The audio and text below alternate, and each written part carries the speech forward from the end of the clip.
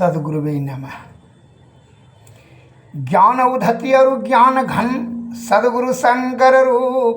नमो नमो बहुवारही सकल सपोजन हो। श्रद्धेय महानुभावों, सबको नचावत राम गोसाई, नाचत नर मर कट की ताही। यह माया बद्धे जीव माया से ग्रसित होकर करके विषय की आसक्ति में पड़ गई, और उसका दुष्परिणाम यह होता है कि इंद्रिय सुख की प्राप्ति करने के लिए ही अपना बल बुद्धि और आयु खर्च कर देता है। और इंद्रिय सुख यह भूल जाता है मनुष्य कि इंद्रिय सुख इंद्रियों का मालिक मन है, और मन जो है जब विषयों का मालिक है, इंद्रिय का मालिक मन जब है, तो उसका तो काम है इंद्रियों को ही सुख प्राप्त कराने में ही अपना हुआ समय देगा। जिस प्रकार आप परिवार का मुखिया हैं, तो परिवार के सुख समृद्धि करने के लिए नाना प्रकार का आप बुद्धि को बुद्धि सद्बुद्धि सबका प्रयोग कर देते हैं रात दिन। उसी प्रकार जब इंद्रियों का मालिक मन है, तो मन तो वही करेगा इंद्रियों को सुख दिलवाने के लिए। लेकिन यह स्मरण रखना चाहिए कि जीवात्मा जो है या जो सूक्ष्म रूप में है इस शरीर में विद्यमान, उसी के बल पर आपका इंद्रिय सक्रिय है, और यदि वह छोड़ दे तो फिर ये निष्क्रिय हो जाएगा। उसी को कहते हैं मर गया, अब जला कर राख कर दो। तो उसके कल्याण करने के लिए, जीवात्मा के कल्याण करने के लिए क्या करना चाहिए? तो संत महात्मा लोग बताते हैं कि यह जो है जन्म मरण के चक्कर से विमुक्त कराने के लिए इसको विषय का त्याग, साधु की संगति, अध्यात्म का ज्ञान, सद्गुरु की सेवा से युक्ति जानेंगे, और युक्ति से भक्ति करेंगे, भक्ति से तब मुक्ति होगा। लेकिन बिना का विषय बड़ा बलवती हो जाता है, कुसंगति में पढ़ कर करके जीवात्मा विषय आसक्त हो जाता है, जिसके कारण से यही आसक्ति के कारण से जन्म मरण के चक्कर में फंस जाता है, और झूठी इंद्रिय सुख को अपना सुख समझ कर करके नाना प्रकार का हुआ जो है पाप ताप संताप जमा कर लेता है, और यह जन्म मरण के चक्कर में से मुक्ति नहीं हो पाता है। इसके लिए का विषय बड़ा बलवती होता है। इसके लिए सद्गुरु के शरण में जा कर के ही आप विषय त्याग की शक्ति प्राप्त करें, क्योंकि विषय का त्याग करना बिना सद्गुरु का कृपा से अत्यंत दुर्लभ है, और ब्रह्म तत्व प्राप्त करना भी दुर्लभ है, और सहज अवस्था भी दुर्लभ है। इसलिए सद्गुरु के शरण में जाएं, तो उन्होंने युक्ति बताएंगे। जब विषय पर विजय प्राप्त होगा तब इंद्रियातीत शब्द जब इंद्रियों के परे हो जाएंगे, तब यह जो है ध्यान केंद्रित होगा, स्थिर होगा। जब इंद्रियातीत अंतर्मुखी अंतर साधना के माध्यम से यह तीनों पर्दों के पार अंधकार प्रकाश और शब्द मंडल के पार जो है अनहद में जाएंगे यह सूरत जीवात्मा। और वह अनहद में जाने के बाद मन माया काया से वहीं जल कर राख हो जाएगा, वहीं से इसका संगति कुसंगति छूट जाएगा। जीवात्मा का कुसंगति उसी मन माया से वहीं छूटेगा, जो पाप ताप किया है वहीं से छूट जाएगा। तब वो आदि शब्द मिलेगा, और आदि शब्द से निशब्द में तो ब्रह्म की प्राप्ति हो जाएगी। फिर जीने मरने का झंझट समाप्त हो जाएगा। इसके लिए सद्गुरु के शरण में जाना चाहिए। एक सेठ जी सत्संग सुनने के लिए जाया करते थे। बेटा बेटी सब चीज़ जो है परिपूर्ण हो गया, 4 बेटा बेटी पोता पोती सभी हो गया। तो महात्मा जी ने कहा सेठ जी आप आते नहीं हैं आजकल, 2-3 महीना पर आप दिखे नहीं हैं आपको सत्संग में। पहले तो आते थे लेकिन अब तो नहीं आते। लेकिन क्या कहेंगे महात्मा जी, गुरुदेव वो दीक्षा लेकर सत्संग भजन करते थे कि हम जो है ना आजकल जो है ना पोता सबको जो है ना स्कूल पहुंचाने के लिए जाना पड़ता है, फिर लाने के लिए जाना पड़ता है, बच्चा है, और परिवार को सबको बेटा बेटी को भी बताना पड़ता है कौन काम कैसे करना चाहिए। हमको बहुत मानते हैं, बहुत प्यार करते हैं, हमारे लिए तो जान देने के लिए तैयार है। हमारा पत्नी और परिवार समेत बहुत प्रेम हमसे करते हैं, इसलिए वही प्रेम में जो है उलझ जाते हैं, क्योंकि प्रेम करता है। क्योंकि हाँ हमको बहुत प्रेम करते हैं सब परिवार को। कहते एक काम कीजिए, इधर आइए। महात्मा जी ने उनको एक युक्ति बताई, प्राण स्पंदन निरोध करने की युक्ति, मैंने मृतवत हो जाने का युक्ति बताया कि यह प्राण वायु को जो है नसाग्र से 12 अंगुल अष्ट ऊपर में चढ़ाने का विधि निरंतर 10 दिन बताए, तो उनको जो है अभ्यस्त हो गया। कहा जाइए आप जो है आप तो जान गए हैं प्राण स्पंदन निरोध करने की क्रिया, मैंने मरे हुए के समान आप जो है प्राण वायु को मैंने रोक सकते हैं आप। तो हृदय गति भी रुक जाएगा, नब्ज भी रुक जाएगा, तो लगेगा कि आप मर गए। लेकिन आप सब सुनिए समझिएगा, ठीक है। अब कितना प्यार करता है सेठ जी आपके परिवार में, जाइए आपको पता लग जाएगा। कल जो है आप 11-12 बजे कीजिए। कल तो हमारा पोतवा का जन्मदिन है, उस दिन तो विशेष प्रोग्राम रहेगा। क्योंकि ठीक है जाइए उसी दिन कीजिएगा। तो जो है दूसरा दिन सेठ जी जब आए पूजा पाठ कर करके 11 बज गए थे, 11-12, तो ध्यान करने के लिए बैठे। तो वही क्या किया, इधर जो है बन रहा था पुआ पकवान, मांस भात दारू। का है कि उस दिन जो है उसका बेटा तो निमंत्रण दे दिया था अपने साथी संगति, तो सबको खिलाना पड़ेगा ना भाई। उसका पोता का जन्मदिन था, 2-4 हज़ार आदमी आता, उस दिन भोज था। तो सेठ जी ने क्या किया, इधर जो है खाना बनकर रेडी हो गया। तब जो है सेठान ने सोची कि अब जो खाना बन गया तो सेठ जी को पहले खाना दे दें। तो सेठ जी जो है प्राण स्पंदन को क्रिया करके वह मृतवत हो गया था, और अपना दो जोड़ा वाला जो पाया था उसमें टांग पैर घुसा करके सीधा करके देहात तान दिया था, और मरे हुए के समान हो गया था, प्राणवायु को रोक दिया था। जब सेठान आई देखी तो जो है सेठ जी तो अब जो है मर गए। तो अभी जो हाँ मन में विचार किया कि जब ये अभी शोर करेंगे तो फिर जो है तो खाना सब इतना बर्बाद हो जाएगा और हम भी जो है भूखे रह जाएंगे। ये जा कर के खाने लगी, और जब खाने लगी तो उसको सासू को जब तो वो सब ने देखी कि खा रही है, सेठ जी तो खाया नहीं है, ससुर ने नहीं खाया, सास कैसे खा रही है। तो जा करके क्या बात है, ससुर कहाँ है, देखे ससुर के जो वहाँ जो रूम में गए तो देखे कि भाई ससुर जी तो वह मरा है। तो वो जो है बड़की पुतह हो गई तो देखा तो भाई जो है उसने देखा मरा हुआ है। ये भी जा करके आकर के खा ली, जो है खीर पूड़ी पकवान मांस भात सब खा लिया, एकदम कंठ तक खा ली। और उसका देखा सखी जो है वो तीनों पुतह वो भी खा लिया, कि जब दीदी खा लिया तो खा तो देख लिया। उस सबने जाकर देखा कि सेठ जी तो मर गया, इसीलिए पहले खा ली। तो कहा है खाना बर्बाद हो जाएगा, सबको फेंकना पड़ेगा। इस प्रकार से क्या हुआ कि तब जो है अब जब ये खाना पीना खा करके सास पुतहू रेडी हुई, बस रोने का नाटक शुरू कर दिया। हर बाप है कि माँ सेठ जी हमारा मर गया, हमारा पति मर गया, ससुर मर गया। गांव वाला जो है रोना धोना सुन कर करके दौड़ते हुए आए। पूरा अंगना में हजारों भीड़ हो गया। पैसा वाला था सेठ जी, उसको देखने के लिए गांव वाले बड़े बुजुर्ग ने बेटा पुतहू सभी आ गए, बेटी भी आ गई देखने के लिए।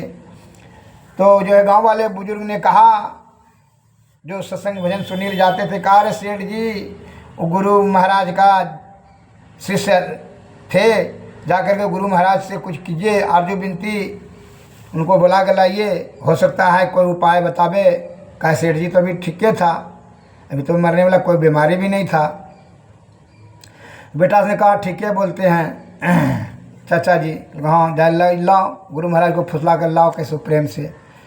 वो जो है दो ठो बेटा गए, बड़ा आरजू विनती किए, गुरु महाराज देखिए ना आपका शिष्य जो है मेरा पिताजी वो जो ख़त्म हो गए। और 10 बजे तक तो ठीक थे, लेकिन देखिए जरा यदि कोई व्यवस्था है तो जीवित कर देने का कृपा करें। कहा चलो देख लेते हैं। कहा हमारा चला चटिया था, हमको कभी कभी भोजन ला करके देता था, कुछ दान दक्षिणा भी किया था। चलो झोला झंटे लिए महात्मा जी आए, 9 बजे देखा, कहो ठीक है। अब जो है ना बड़ा रोना धोना सुन करके कहा सुनो जो रोने धोने से नहीं होगा, बल्कि कोई जो है सब परिवार ने कि इसके लिए जान दे देंगे महात्मा जी, पूरा धन बेच देंगे, संपत्ति बेच देंगे इसको, अगर यदि आप जिंदा कर देते हैं किसी बुद्धि से। कहा इसमें तो एक उपाय है, बोतल एक ठो जो झोली से निकाल करके उसमें पानी की तरह था। कहा यह अभिमंत्रित जल है, यह मंत्र सिद्धि किया हुआ है, एक काम कीजिए, अगर यदि चाहते हैं जो कि सेठ जी जीवित हो जाए, वो अपनी आयु को इसमें दे दीजिए, हम जीवित तो कर देंगे, उसकी आयु इसमें दे देंगे, वह उसको मरना पड़ जाएगा।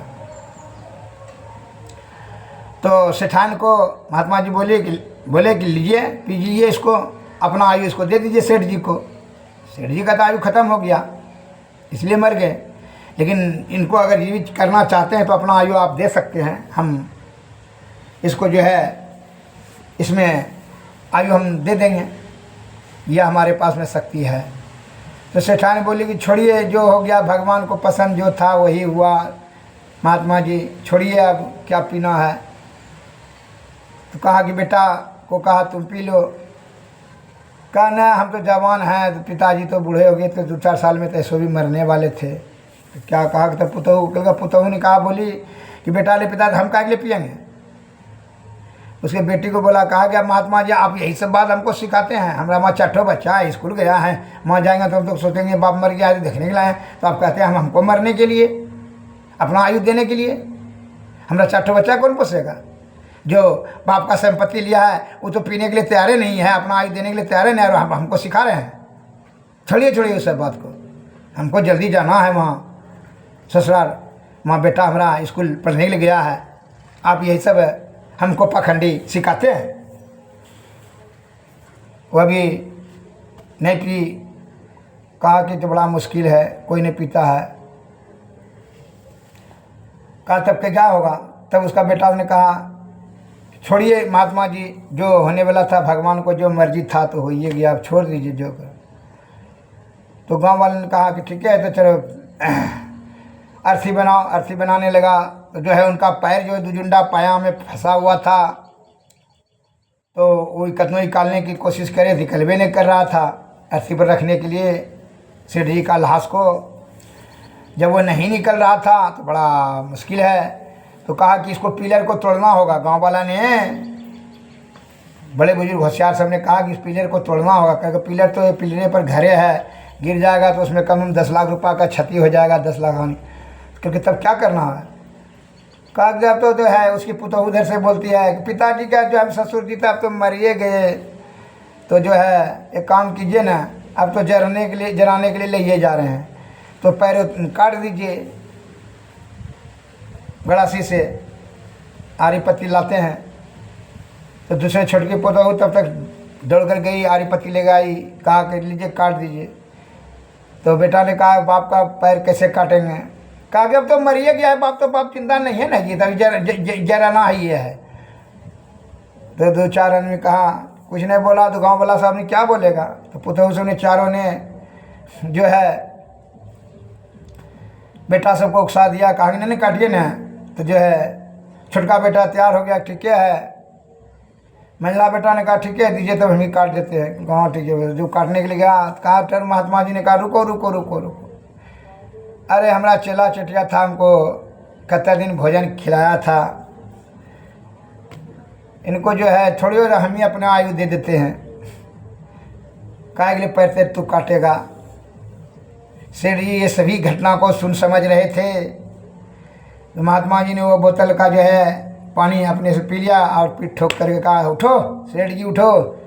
सेठ जी हड़बड़ा करके उठे, महात्मा जी को साष्टांग प्रणाम किए, कहा सुन समझ लिया कितना तुमको प्यार करता था, बहुत बोलते तो कि हमरे लिए जान दे देगा, बेटा पुतहू पत्नी पुत्री समझ में आ गया। मरने के समय में भी बाद भी तुम्हारा पैर काटने लेते आ, कितना दुर्गति है, समझ गया विषय की आसक्ति से दुर्गति कितनी होती है, जीते जी और मरने के बाद भी विषय की आसक्ति से दुर्गति होती है। अरे तू आसक्ति, इसलिए कहते हैं दुख का 3 कारण, आसक्ति अज्ञानता और अभाव। तो आसक्ति से दुर्गति तुम्हारा हो रहा था, सुन लिया ना समझ लिया, तो उसको जो है उसी समय ज्ञान आत्मज्ञान उसको प्राप्त हुआ और कहा अब सभी चीज़ का परित्याग करके गुरुदेव आपके चरण उनका ही शरण लेंगे, और सभी चीज़ का उस समय से त्याग दिया। कहा देख लिया हमको न बेटा पुतहू पत्नी सब देख लिया। ये कहता है सबको न चाह आप जिसके सुखी साधन के संपन्न करने के लिए भूत भविष्य वर्तमान तीनों काल के सोच लेते हैं और कहते हैं छल कपट परपन से ऐमानी बेमानी से संपत्ति बना दें, सुखी कर लेंगे जनरेशन आने वाला बेटा पोता पोती को। लेकिन यह जरूरी नहीं है कि तुम्हारे जो है तुम्हारे पाप क्या हुआ जो संपत्ति से जो वह पापी हो जाएगा। इसलिए सद्बुद्धि से सदाचार का पालन से सतोगुण में रहते हुए सद्गुरु के शरण में जाओ और सद्गति प्राप्त करने की ज्ञान युक्ति सद्गुरु की कृपा से प्राप्त कर करके सतलोक की प्राप्ति करें। क्यों यतन कर फल विषय अनुभवाई स्वर्ग में अल्प अल्प दुखदाई। हे भाई तुम जिसको अपना समझ लो, ना तुम किसी का हो ना तुम्हारा कोई है, इसमें सूक्ष्म जीव और यह स्थूल शरीर है। तो तुम स्थूल शरीर को इंद्रिय सुख को दिलाने के लिए अपने बल बुद्धि आयु को खर्च कर देगा और अपना अपना हुआ तो आने जो है बेटा पोता पोती और सब किसका तू करने के फेर में अपने इतनी आसक्ति हो जाती है विशेष से कि अपने आयु और बल बुद्धि को व्यर्थ में खर्च कर देते हो और जो है मरने के समय में भी तो विषय की आसक्ति के कारण वही भावना वही सोचते समझते हो, इसी कारण से आपकी अधोगति हो जाती है, निचले जोनी में चले जाते हो। इसलिए संत महात्मा लोग कहते हैं कि सद्गति के लिए सद्गुरु के शरण में जाएं और सद्गुरु ही आपको बता देंगे कि किस प्रकार जो है आप अंधकार और प्रकाश और शब्द मंडल के पर्दे के नीचे चले आएंगे। मन और माया जो है आपको यह जो है कैसे घेर लिया और उसके लपेटे में आकर के कैसे उससे बचेंगे। मन माया और काया के कुसंगति से बचेंगे, तभी यह जीवात्मा ब्रह्म की प्राप्ति करेंगे, सद्गति होगा। इसलिए सद्गुरु महाराज कहते हैं सूरत तुम्हारो अधर चढ़ाओ झिलमिल जोत जगाओ री तारा झलके दामन दम के दीपक ज्योति उगाओ री चांदनी चंद सुर पर खो आत्मयन भव पाओ री 5-3 मन न्यारा हो के सतशब्द मिल जाओ री शांति लाभ का यत्न यही है सब संतन ने गायो री देवी साहब प्रचार करे यही में ही गायो सुनायो री सूरत चढ़ाओ मारो अधर चढ़ाओ झिलमिल जोत जगाओ री। सूरत को संहारो, ये सूरत बने जीवात्मा को संहारो, प्रणव बिंदु पर दो। अब प्रणव बिंदु को कहीं जाने की जरूरत नहीं है। संत महात्मा बताते हैं अंतर के यह शरीर में जो पूरा यह देह में पूरा ब्रह्मांड है, केवल ये तीनों पर्दों के तुम नीचे आ गया हो अंधकार प्रकाश और शब्द मंडल में। इसी के जो है ध्यान केंद्रित करके सूरत को जो है प्रणव दोनों भवों के बीच में प्रणव बिंदु पर अज्ञात को सुषुम्ना नाड़ी में ध्यान जाने दो। इंगला पिंगला जो है माया मोह का चक्कर छोड़ो। इसीलिए कहते हैं यह सद्गुरु की कृपा से ही विषय का त्याग संभव होगा और ब्रह्म तत्व का दर्शन सहज अवस्था भी। इसलिए कहते संत महात्मा लोग, अंतर के अंतिम तह में गुरु है, मन पता पाता नहीं, नैनों के तिल में ज्योति उनकी, नजर में आता नहीं, अंग संग हर वक्त रहता, प्रगट होता नहीं, हो रहे हैरान सगिल, जल्द दिखलाता नहीं, खोजते फिरते बहुत सी, इस जगत में जावे जाओ, अंतर के अंतिमतः के रह बिन कोई उसे पाता नहीं, बिन दया संतन की में ही जानना, इस राह को हुआ नहीं, होता नहीं, ओ होनहारा है नहीं, अंतर के अंतिमतः में गुरु है, मन पता पाता नहीं। हे भाई, ये ब्रह्म यही है, प्राप्त करने के लिए विधि सद्गुरु की कृपा से ही आपको वह बताएंगे किस विधि से वहाँ तक पहुँचना है और ब्रह्म की प्राप्ति करना है, तीनों पर्दों के पार जा कर के। यह सद्गुरु की कृपा से ही यह आपको मुक्ति प्राप्त होगा। इसीलिए बता रहे हैं संत महात्मा लोग,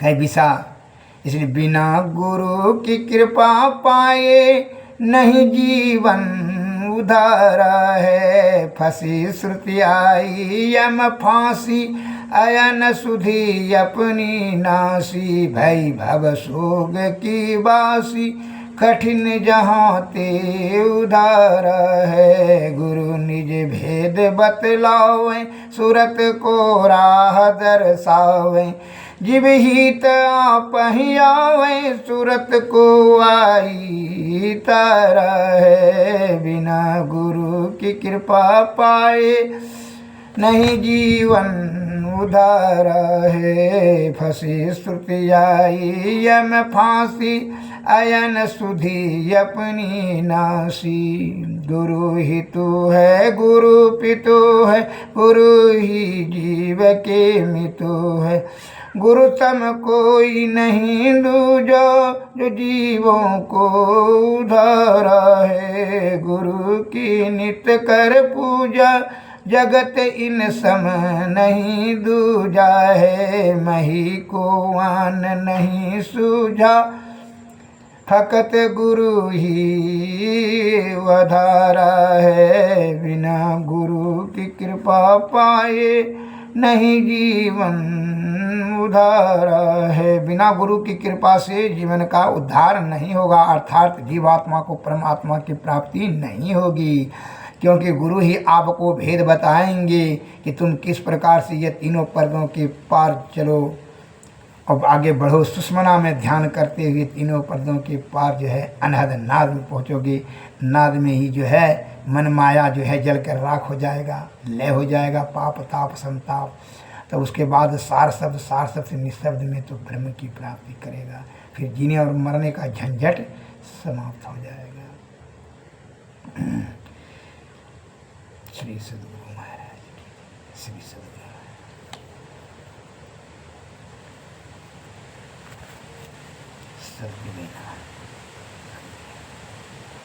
नमस्कार, जय जवान।